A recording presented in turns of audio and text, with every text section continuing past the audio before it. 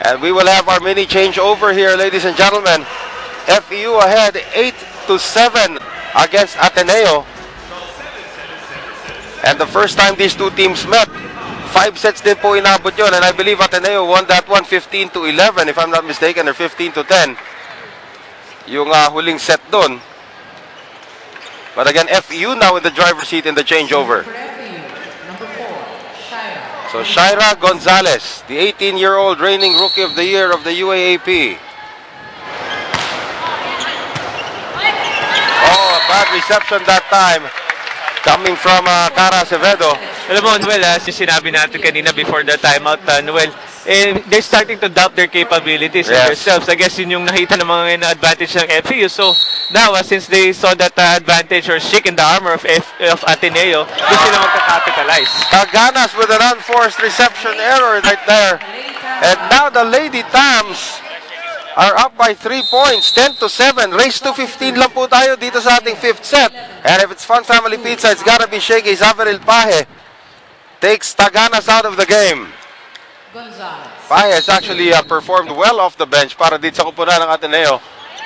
Shaira Gonzalez once again with the serve. Bello, back set, Soriano. Oh, Charo Soriano drops it in. Shaira Gonzalez came all the way from the back row para lang saluhin yun. Hindi niya nagawa. I guess now is the time for really dito kay Charo Soriano to take over dito sa game na because right now Ateneo is still looking for that for somebody to really take charge dito sa ating set. Well, the serve by Canchana played there. Here's Morada off the block. Dito sa FEU talagang walang ka-problema kung sino talaga mag-take charge. The captain, itong si Morada, really is showing her wares dito sa ating ball game. 11-8 right now.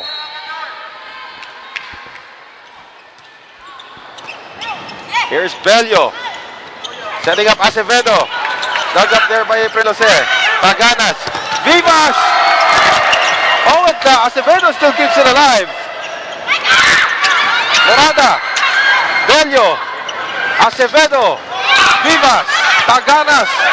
Vivas wants to put it away. And Gabriel is there. Oh, and Charo Soriano again. Pagandahan na ng power tip ito, Topex. Here's the attack. Charo Soriano, no power tip required.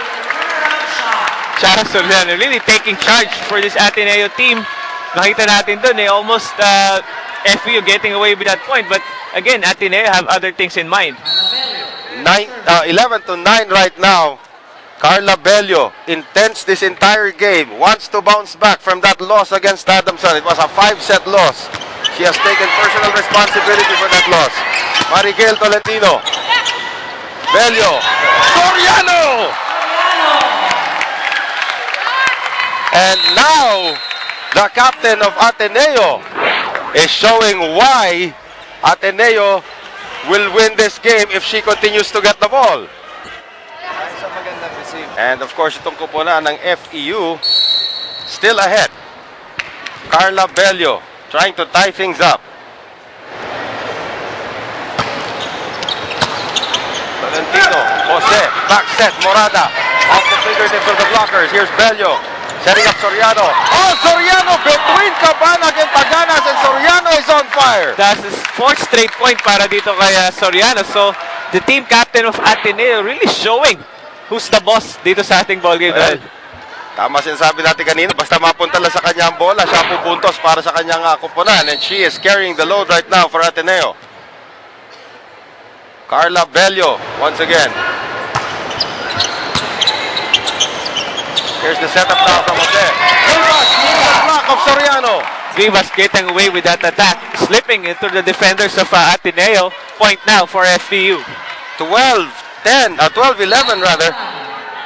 Ito ngayon, the captain of FEU, Irish Morada. Canchana. Bello. Big set, Soriano. Amador. Nice defense there by FEU. So now Soriano trying a little bit too hard to get the job done. Now Ateneo will call another timeout. Picnic the board. It doesn't look like she's worried at this point as we thank our friends from J-Mark's, the best grilled tuna in town. 13-11. FEU 2 points away from the match and 2 points away from snapping their 7-game losing streak. Irish Morada.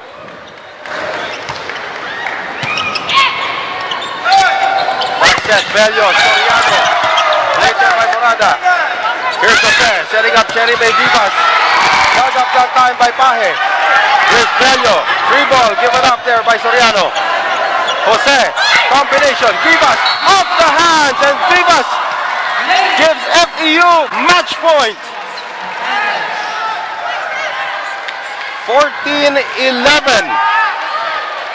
Irish Morada. Will the upset happen? 7 straight losses for FEU. We'll have to wait a little bit longer. Sayang opportunity yun for FEU Noel. Especially, medyo nakuha na nila yung rhythm dito sa ating final point. So, this it might be a change of shift of miscues for Ateneo and FEU. Well, of course, these two teams have battled tooth and nail dito, if we'd like to use the cliche. But now the jump server for Ateneo wants to make sure that FEU's match point stays that way. 14-12. Soriano serving. Jose, Cabanas, Anciana, Soriano. Bello free ball. Morada, April Jose. Vivas, down the line. It is in. And Ateneo is still testing the call. But FEU has won over Ateneo in 5 sets. That was a good victory coming from FEU. Gagaya nga na sinabi natin na ang top of the covers, Noel. FEU due for a win. And they break their 7-game losing streak. Ateneo, of course, the good sports that they are, after contesting the call, hindi napunta sa kanila, will now shake hands here with FEU in this epic 5-set duel between these two UAAP squads. Let's take a look at our shaky shake and play. Cherry May Vivas, who they're saying is the next Rachel Andakis, showing us why on that attack down the line. And she scores for FEU and gives